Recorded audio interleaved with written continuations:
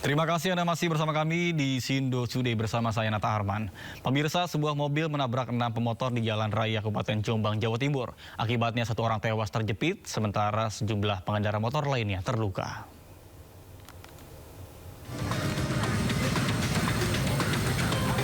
Kecelakaan maut terjadi di Jalan Raya Desa Parimono, Kabupaten Jombang, Jawa Timur, Minggu sore. 1 pengendara motor tewas di tempat usai dihantam minibus yang melaju ugal-ugalan. Tidak hanya itu, mobil ini juga menghantam 5 motor lainnya yang menyebabkan sejumlah orang terluka. Warga pun langsung mengevakuasi para korban luka ke rumah sakit terdekat. Diduga sang sopir mengantuk saat memacu mobilnya di perempatan Parimono, Jombang. Benar telah terjadi kecelakaan yang melibatkan antara kendaraan minibus, jenis minibus dengan kendaraan sepeda motor. Penyebabnya apa itu, Dan? Untuk penyebab masih kami dalami. Yang jelas untuk kecelakaan ada beberapa sepeda motor yang terlibat. Dari Jombang, Jawa Timur, Mokhtar Bagus, iNews melaporkan. Pemirsa, mobil bak terbuka menjadi sasaran perusakan warga setelah menabrak pengendara lain di Solo, Jawa Tengah hingga viral di media sosial. Supir pick-up yang sempat kabur berhasil diamankan oleh warga. Wah, paling lur, coba kabur. Mas. Sebuah mobil bak terbuka diamuk warga usai menabrak beberapa kendaraan di Solo, Jawa Tengah. Kejadian ini viral di media sosial. Dalam video yang beredar di media sosial, warga menyerang mobil dengan cara memukul dengan besi dan helm hingga melempari mobil dengan batu. Pelaku menolak keluar dari kendaraan melihat banyaknya warga yang mengadang kendaraannya. Namun pelaku akhirnya berhasil diamankan dan dibawa ke Polsek Laweyan, Solo.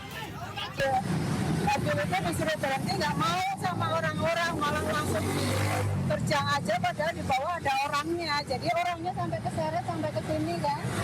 Begitu lepas, di sini nabrak lagi bapak-bapak. Bapak-bapak itu ditabrak terus diseret sampai ke situ. Begitu dia udah nggak bisa maju, mobilnya mundur, dipundurin kenceng, nabrak yang itu tadi langsung lari lagi dia. Jadi langsung lari ke arah utara dia tadi. Kejadian berawal di Desa Manang, Kecamatan Grogol, Kabupaten Sukoharjo, Jawa Tengah. Mobil yang dikendarai pelaku menabrak sejumlah pengguna jalan hingga ada seorang wanita pengendara motor yang terlindas. Usai menabrak, mobil yang sempat berhenti sejenak kemudian malah melaju kencang sambil membunyikan klakson. Warga yang melihat hal tersebut langsung mengejar mobil pelaku. Hingga akhirnya tertangkap dan pelaku diamankan.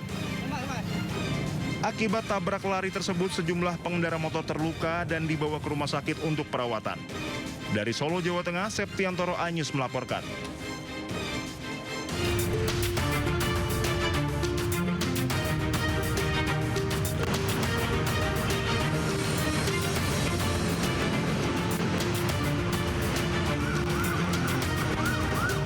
Ya pemirsa, saatnya kita simak pantauan lalu lintas pada hari ini dan kami telah terhubung dengan Brigadir Tersinda dari NTMC Polri yang kini berada di kawasan Santa, Jakarta Selatan. Baik, selamat pagi Brigadir Tersinda, bagaimana pantauan lalu lintas dari tempat Anda melaporkan? Silakan.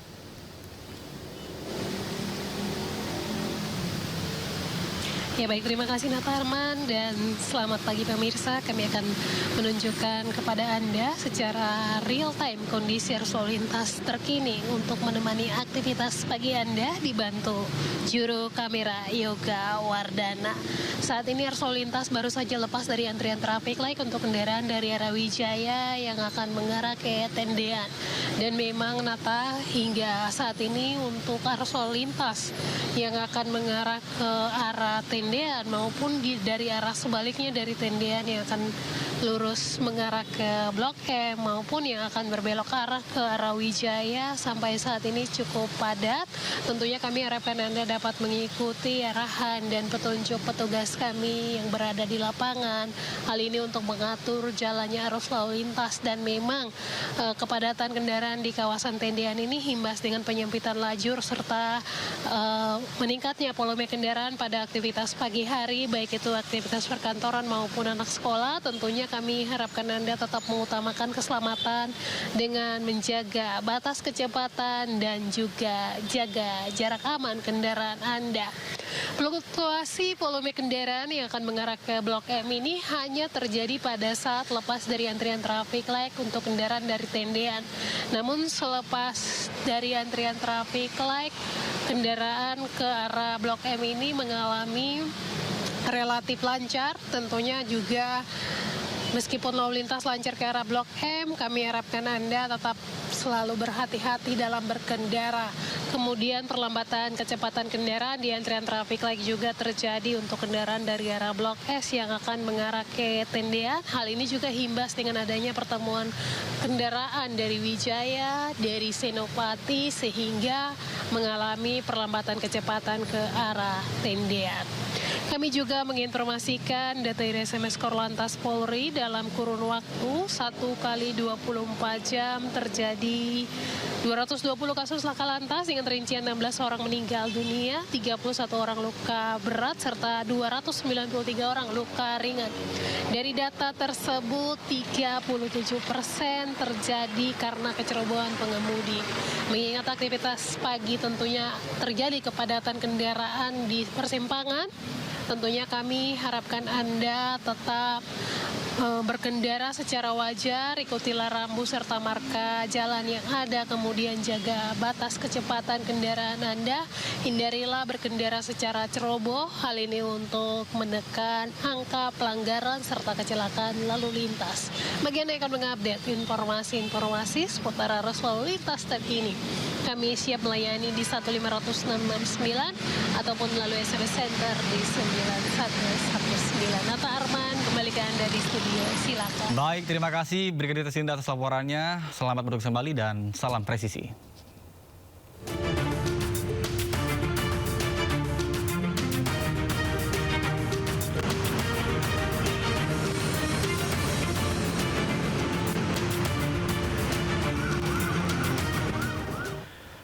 Pemirsa, suasana haru mewarnai pemakaman 3 korban jatuhnya pesawat ATR 42500. Jenazah Yoga Naufal dan Ferry Irawan dimakamkan di Jakarta, sementara jenazah pilot Andi Dahananto dimakamkan di Tangerang, Banten.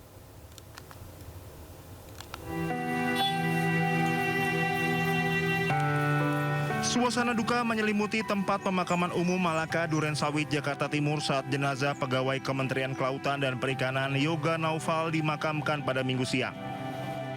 Yoga merupakan salah satu korban dalam kecelakaan pesawat ATR 42500 yang sebelumnya dinyatakan hilang dan telah berhasil diidentifikasi tim gabungan. Prosesi pemakaman berlangsung hikmat dan penuh haru. Tangis keluarga pecah saat peti jenazah dibawa menuju liang lahat. Suasana penuh haru semakin pecah ketika peti perlahan diturunkan ke dalam makam. Sejumlah keluarga, kerabat dekat, serta rekan kerja almarhum hadir mengiringi prosesi terakhir tersebut.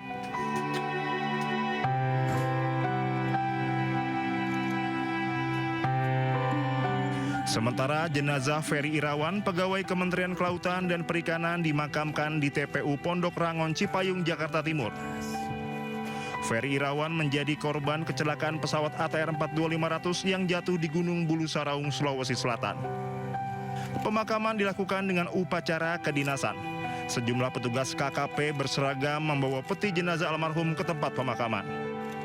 Kesedihan menyelimuti prosesi pemakaman saat salah satu anak almarhum mengumandangkan azan setelah peti jenazah dimasukkan ke liang lahat. Penghormatan terakhir bagi almarhum dilakukan seluruh petugas KKP, keluarga, serta kerabat yang hadir di pemakaman.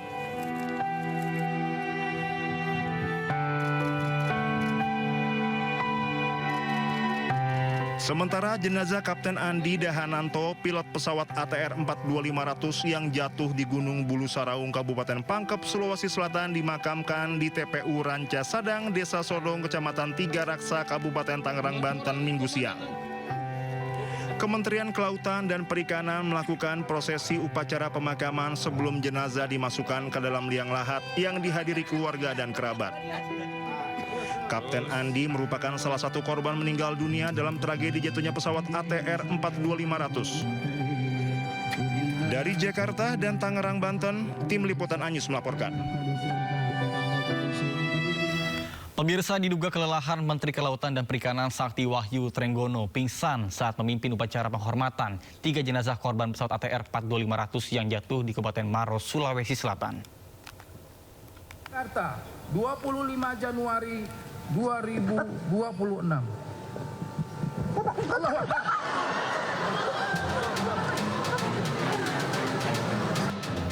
Menteri Kelautan dan Perikanan Sakti Wahyu Trenggono pingsan di tengah sesi upacara penghormatan 3 jenazah korban pesawat ATR 42500 yang jatuh di Kabupaten Maros, Sulawesi Selatan.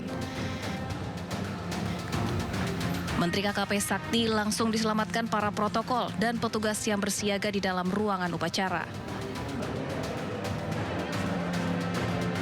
Sakti Wahyu Trenggono direncanakan memimpin upacara penghormatan terakhir kepada 3 korban pesawat ATR 42500. Namun karena masalah kesehatan tersebut, upacara dilanjutkan dengan dipimpin oleh Wakil Menteri KKP Didit Herdiawan. Didit Herdiawan mengatakan Sakti Wahyu Trenggono kelelahan, namun telah membaik dan telah mendapatkan penanganan medis. Sudah sadar, enggak apa-apa. Ini kecapean, enggak kecapean aja. Ya, makasih. Assalamualaikum warahmatullahi wabarakatuh. Diketahui Menteri KKP baru saja kembali setelah hadir dalam World Economic Forum yang digelar di Davos, Swiss. Setelah tiba di Indonesia, Sakti langsung menghadiri upacara penghormatan terakhir korban pesawat ATR 42500.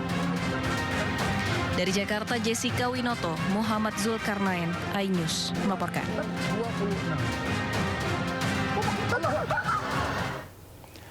Pemirsa, kedatangan jenazah korban pesawat ATR 42500 asal Klaten, Jawa Tengah diwarnai isak tangis istri dan keluarga almarhum.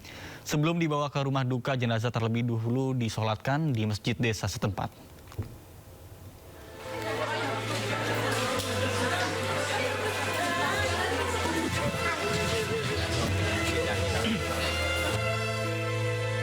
Isak tangis keluarga pecah saat jenazah almarhum Restu Adi Pribadi, 39 tahun, tiba di rumah duka di Kecamatan Wonosari, Klaten, Jawa Tengah. Almarhum merupakan salah satu kru teknisi korban pesawat ATR 42500 yang jatuh di Pangkep, Sulawesi Selatan. Korban selama ini tinggal di Jakarta di sekitar Bandara Halim Perdana Kusuma bersama istri dan anaknya. Korban sempat berpamitan kepada istri untuk terbang ke Makassar menggantikan temannya yang sedang libur. Namun dalam perjalanan, pesawat yang ditumpangi korban terjatuh. Oleh keluarga, almarhum dikenal baik dan mudah bergaul. Almarhum meninggalkan 1 istri dan seorang anak yang masih berusia 5 tahun. Berangkat kerja ke luar kota memang ada kontak, mau bilang aku mau ke sana, Didik, doain bapak sehat, selamat gitu. Terus ada kontak terus. Memang kontak terakhir kemarin hari Sabtu pagi bilang mau ke Makassar, bakal jam 8.30 gitu.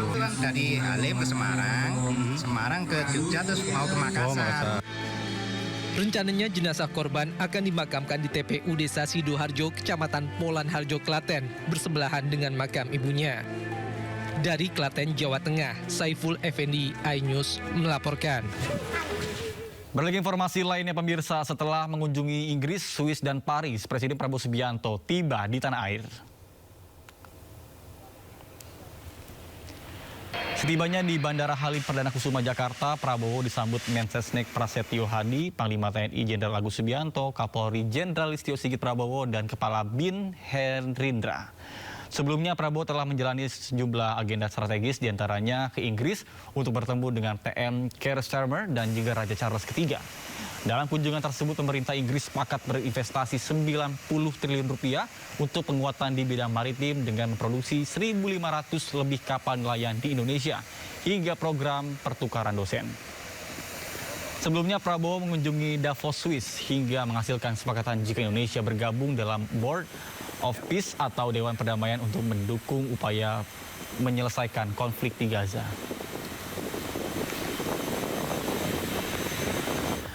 Pemirsa, KPK mengungkap temuan uang yang diduga merupakan hasil pemerasan oleh Bupati Pati Sudewo. Uang miliaran rupiah disimpan di dalam karung.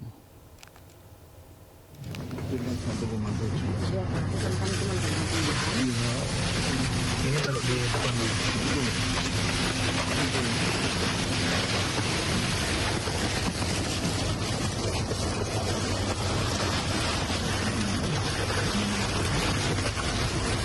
Komisi Pemberantasan Korupsi menyita uang 2,6 miliar rupiah terkait kasus dugaan pemerasan terhadap calon perangkat desa di lingkungan pemerintah Kabupaten Pati yang menjadikan Bupati Pati Sudewo sebagai tersangka.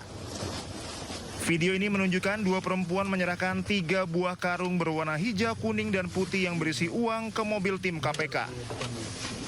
Dalam mobil tersebut duduk salah satu tersangka, Sumarjiono Kades Arumanis, selaku pengepul uang dalam kasus ini. Tim KPK menanyakan kepada Sumarjiono lokasi yang telah disepakati dengan pihak yang akan memberikan uang. Sumarjiono yang telah ditangkap menyampaikan informasi lokasi, lalu bersama dengan tim KPK, Sumarjiono menerima uang dari 2 orang tersebut. PLT Deputi Penindakan dan Eksekusi KPK Asep Guntur Rahayu memastikan barang-barang tersebut adalah bagian dari alat bukti dalam perkara yang menjerat Sudewo. Jadi uang ini kan dikumpulin dari beberapa orang gitu, dimasukin karung. Makanya tadi kan ada karung warna hijau, itu masukin karung, dibawa gitu karungnya gitu. Kayak bawa apa ya? Beras gitu Pak, ular ya. Bawa karungnya gitu. Itu ada videonya. Mas Jubir yang punya, nanti minta Mas Jubir. Jadi bawa karung gitu. Ini Pak dari si Anu gitu, berapa gitu. Gitu. Karena mungkin mau dibawa gini kan ini susah gitu ya. Kan uangnya mungkin di sana itu uangnya itu kan tadi kelihatan ada yang 50 ribuan gitu kan, ada yang berapa gitu, pecahan begitu. Itu tadi kelihatan rapi itu karena di depan rekan-rekan saya sudah di packing ulang jadi ini. Ya sebetulnya kalau mau di aslinya itu ya dari karung itu, dibawa karung gitu. Dan udah tidak ada udang iketannya, ada yang pakai karet, ada yang ini gitu, seperti itu. Gitu. Jadi mungkin itu untuk alat untuk membawa saja gitu, membawa uang gitu, seperti itu, jadi dikarungin. Sebelumnya KPK menyita uang 2,6 miliar rupiah terkait kasus dugaan pemerasan terhadap calon perangkat desa di lingkungan pemerintah Kabupaten Pati. Uang 2,6 miliar rupiah yang disita KPK bersumber dari para tersangka, yaitu Bupati Pati Sudewo bersama 3 orang lainnya, yaitu Kades Karangrowo Abdul Suyono, Kades Arumanis Sumarjiono, dan Kades Sukorukun Karjan. Tim Liputan Anyus melaporkan. Pemirsa, tim penyidik KPK menggeledah rumah pribadi Wali Kota Madiun Maidi tersangka kasus korupsi gratifikasi fee proyek dan CSR pada Rabu malam. Dari penggeledahan, KPK menyita sejumlah barang yang disimpan di dalam koper.